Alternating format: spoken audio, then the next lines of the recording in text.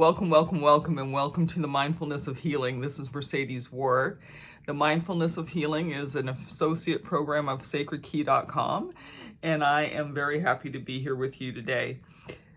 I want to share with you a little bit of my journey, but the creativity of my journey today. When I started conscious breathing, radiant soul balancing, and all of the things that started to come to me over the 4 or 5 years of this cancer journey, one of the things was that I had this boost of creativity. I had been doing artwork prior to the diagnosis, but the artwork kind of shifted and morphed and changed, and I would just move into it, whatever was coming. And one day, about 2 years ago, one of the things that came was what I'm calling the Sacred Soul Ignitions. This is not published. This is part of my personal work, but I wanted to show you sort of the non-linearity of the healing. And what I mean by that is, so often when we get into a process of wanting something or desiring something, we get into this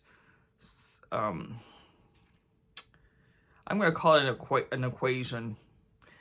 So if this happens and this happens, then that will happen. So, for example, if I take this vitamin and I take this supplement, then this will happen.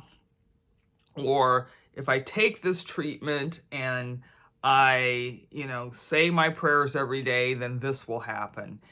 And healing is just, I'm finding that it's, the principle is a principle is a principle. In spiritual practices, whatever your belief system is, the God of your higher understanding, the principle never changes. It doesn't change. It doesn't matter if it's a healing journey for your physical health, for your financial health, for your social health, for your mental health. And I will also say in your abundance states, when you're thriving, the principles don't change. The principles of source, of God, of creation do not change. And so that is just part of my mantra. The peace of God is not going to change within me, whether I'm on a healing journey or whether I'm thriving throughout the day and having a great, terrific day. That peace is still the underlying, for me, the underlying aspect of God that drives my life, right? So what I love about these Sacred Soul Ignitions, I'll tell you the story about it in just a minute. What I love about these is that they just came. They literally, one day, I was in my sacred space. I was in the compassionate presence, and I started seeing, it was almost like they were tumbling in to my psyche. And I'm so glad I had the presence of mind. Usually my journal's not too far away, and I had the presence of mind to start jotting them down and drawing them out. And then once I got 44 on the first download, it was like I was almost scribbling them out as soon as I could get them. And then the next thing that happened, there's 77 total plus the constants. And I think, I can't remember what the sequencing, I think it was 2 or 3 days later that they kept coming. And then I got to 77, which is a very auspicious number. And they stopped. And what these ignitions have done has allowed me to be able to come out of the linearity of my thinking and to come into a space of, it's almost like in my former language, I would be saying some words like challenging me to look at this differently.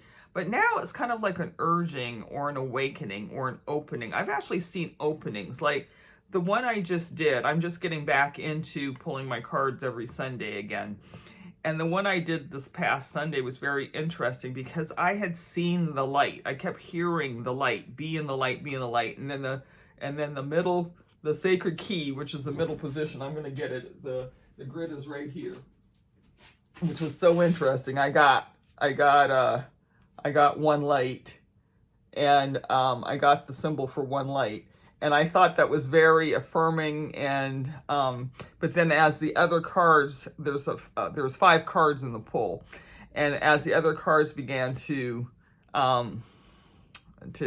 come forward, they talked to me, and Spirit had said to me, the reason why these are kind of symbol or artistic renditions is because my mind would not have a preconceived value for this symbol, and so I could sit quietly,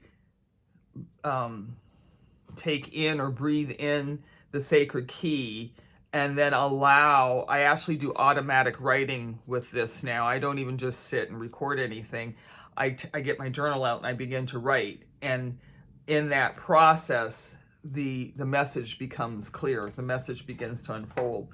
So there's, like I said, there's 77. And these cards were funny. I have another program called the Soul Inspired Tune-Up, and I had these blank cards because I encourage the client to make up their own cards. And so I had these blank cards. So it was really, I didn't have to do anything. I just love when everything falls into place. So guidance had asked me to talk about this one card that was in last Sunday's pull. And it's every day I die, there is only existence. Every day I die, there is only existence. Okay. So I'm going to breathe into this just a little bit and ask you to come into the space with me as I begin to talk about, or I'm going to actually sort of go into the space and talk about this for a little bit. Every day I die, there is only existence. So let's take just a deep breath in and exhale. Take another deep breath in and exhale. And my hands automatically go to my heart center. So you can place your hands on your heart center and just sort of tilt your head downward just a little bit, just allowing yourself to relax and sigh of release.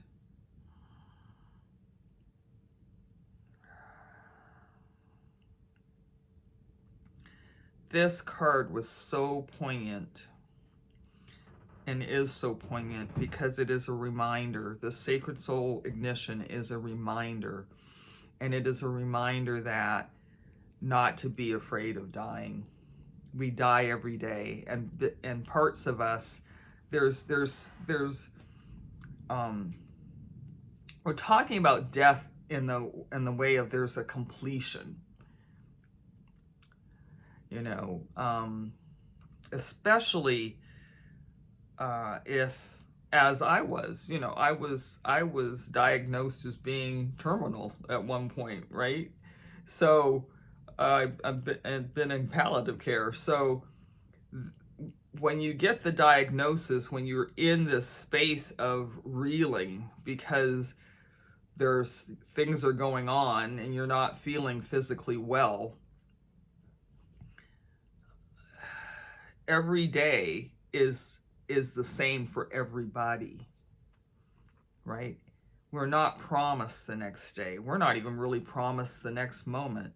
And so as I lay my head down on my pillow, every day I die, I try not to carry with me the events, the circumstances, the feelings, the pain, the physical sensations. That was a big one of the day with me to the next day, with me to the next opening and rebirth, awakening of the next morning, of the next day, of the next moment. Spirit is actually saying of the next moment.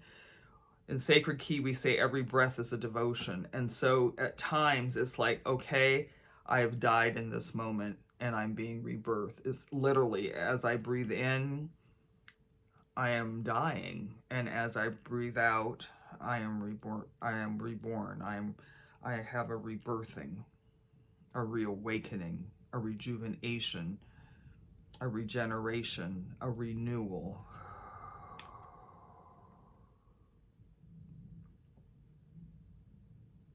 Breathing in, breathing out. Another way of looking at this, you don't want to be in that energy of, thinking about dying, is another way is as I breathe in, I live, and as I breathe out, I am reborn. I am living. So part of the true essence of life, when we look at it, is there's a cycle. There is a cycle, and I always look for nature now. Whenever I'm trying to decide, should I eat this supplement, take this supplement, should I do this, should I look at this program or whatever, I'm really looking now for examples in nature, because I know that there's a cycle. I know that there's life within that cycle. I know that there's rebirth and regeneration and renewal. That's part of the divine natural order of our earthly environment. So that's always the way. Every day I die, there is only existence. In this moment, I am just here. Just be here now. I'm in this breath. I exist only for this moment. Breathe in. Exhale. I exist only for this moment.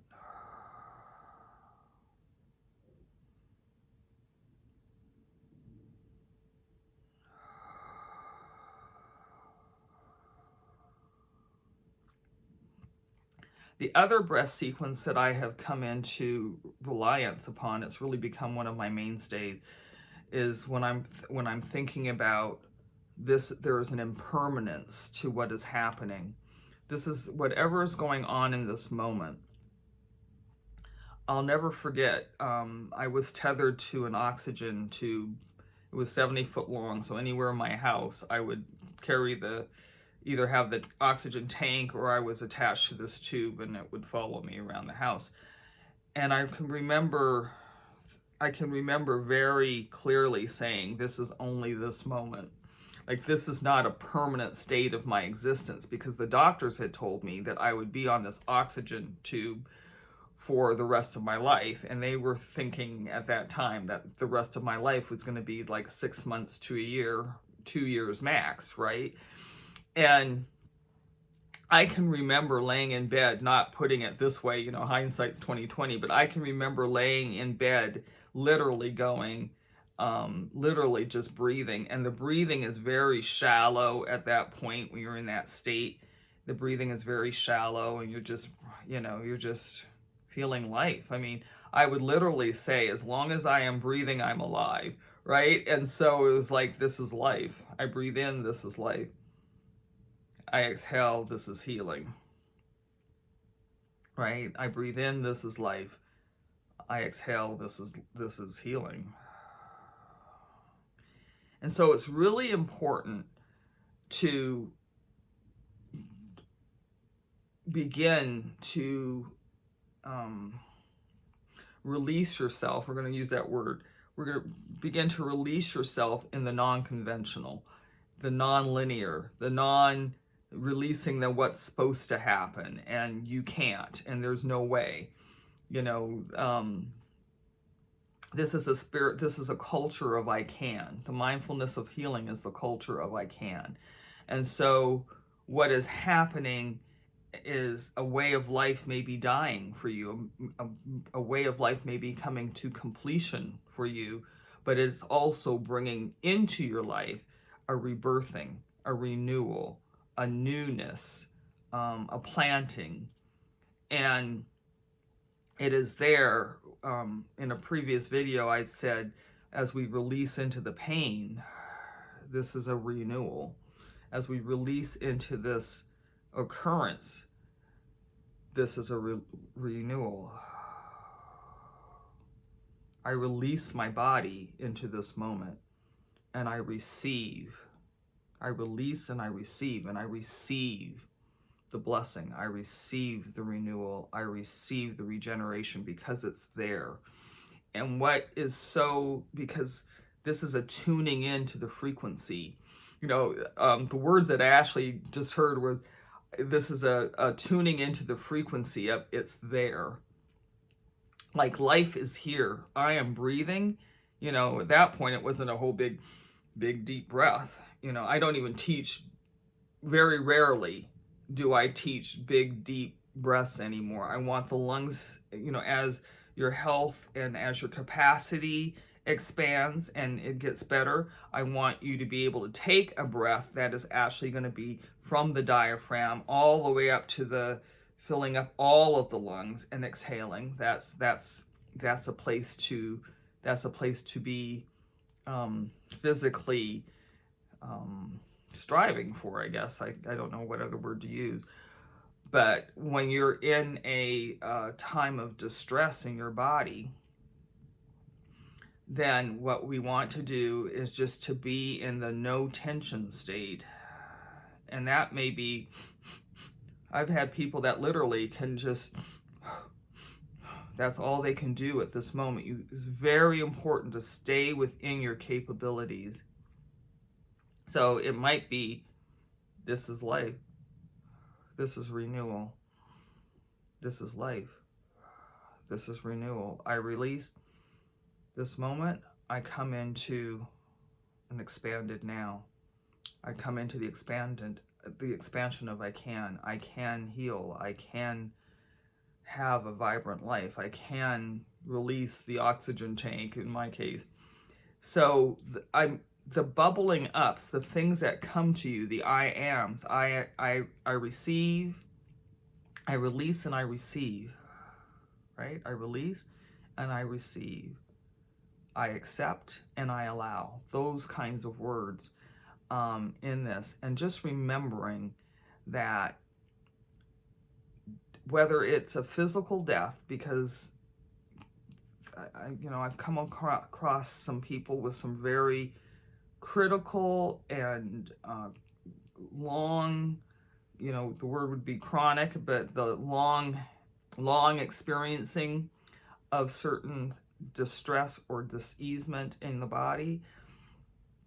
And the thing is to be coming into a place of peace.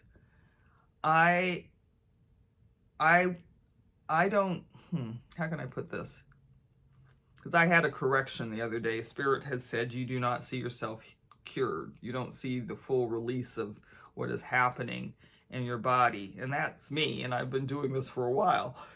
So I have a book, which I'll do another video on, but I have a book where I put those things in. But when I'm actually in the presence, in the compassionate presence, in my sacred space, doing sacred key, allowing the ignitions to happen, allowing my body to rebalance, because that really is what healing is. It's a rebalancing and it's a renewal. So when we're in this space, we don't want to be thinking this is my desire. We just want to be in the grace, the mercy, the peace, the energy, the compassion of Source. And it's not defined. When I write God, G-O-D, that is my interpretation of God. But when I write G-D, that is the expansion, the unexpressed, the undefined, the God that is available to come through and flow through me in just the exact right way, in this exact right time. So every day I die, think about that. And allow yourself to come into the acceptance of knowing that in nature, on this earth, that there are cycles, and those cycles are all sacred. They all have purpose and meaning. And death is one of the cycles, hibernation, rest, is when we plant the seeds of renewal. We plant those seeds. I have one other little, hopefully you'll think it's a funny story. I was in housing transition, and a friend of mine offered for me to stay with her for a few months. And I would take a nap. And I would go around, probably around 2 o'clock, I would go lay down and take a nap and just release my brain, relax my brain. I just wanted it to come into sort of a point of neutrality and relaxation. And I would go lay down and I'd come back out and I'd say, okay. And I never knew I was doing this. I'd either start a new painting or I'd say, okay, this is what we're going to do for the rest of the day, or we're going to do this and this and this and this and this. And so one day she sat me down. I was feeling bad. I said, I don't know what's going on with this nap thing. It was a time of great transition for me. I said, I don't know what's going on with this nap thing. I don't usually take a nap in the middle of the day. And my friend said to me, Mercedes, she said, you're not napping. She says, whatever you're doing when you go lay down, you leave with one thing on your mind and you come back with the renewal, the suggestion, this is what I can do. This is how I'm going to proceed for the rest of the day. This is what I know to do. So in that releasing as you're going to sleep, taking a sigh of release, washing your body with the energy and light of God, allowing yourself to come into some deep sighs of release. And I mean sighs, like, from there, coming into the essence of rest and renewal and placing yourself in God's loving grace for the evening, and then going to sleep. I call that putting things in the percolator. I've gone to bed, put something in, I call it putting it in the percolator, something been on my mind, and I've had clients where I say, I don't have the answer for you. I don't have anything coming to me. I'll call you in the morning. I've put it in the percolator. And most of the time, matter of fact, on It's All Spiritual, the name of the newsletter is The First Thought of the Day. And that's where that came from. Don't be afraid of dying. Don't be afraid of dying. We all die a little bit. We come into completion. We come into completions every day. All right? Namaste. Blessings be unto you.